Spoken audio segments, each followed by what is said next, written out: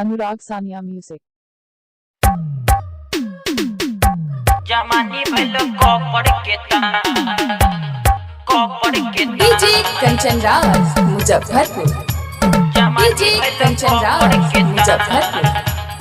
मां Ambedkar recording studio Simri बाजार।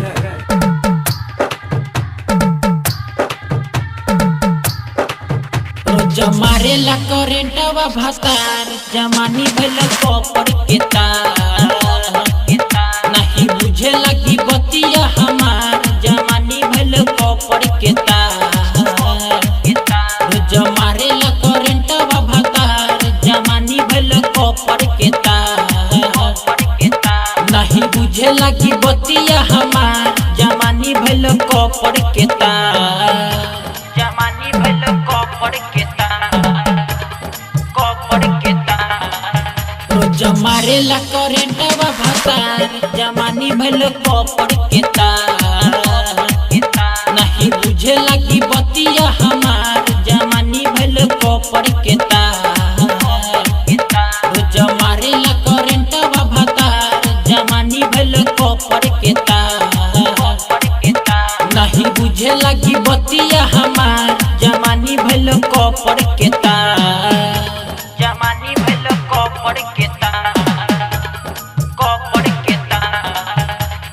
DJ Kanchan Raj Muzaffarpur. DJ Kanchan Raj Muzaffarpur. देता हमर उ जमनिया सिजाई रतिया में सैया न कुछ बुझाई देता हमर उ जमनिया सिजाई रतिया में सैया न कुछ बुझाई कैले बदासा तोरी गरासा हमरा के उपजियाइल हमर नास देता सुलभ सिंगार जमानी भल कॉपर के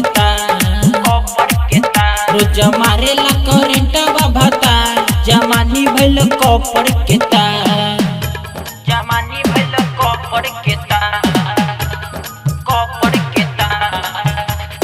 डीजे कंचन राज मुजफ्फरपुर। डीजे कंचन राज मुजफ्फरपुर। लागे न देता पानी गुजारा हो जाता सैया जिसे गरम पाना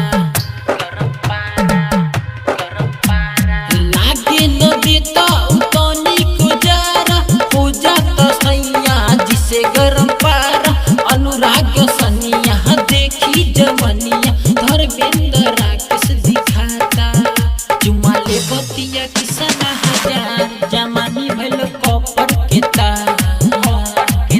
रोज मारे ला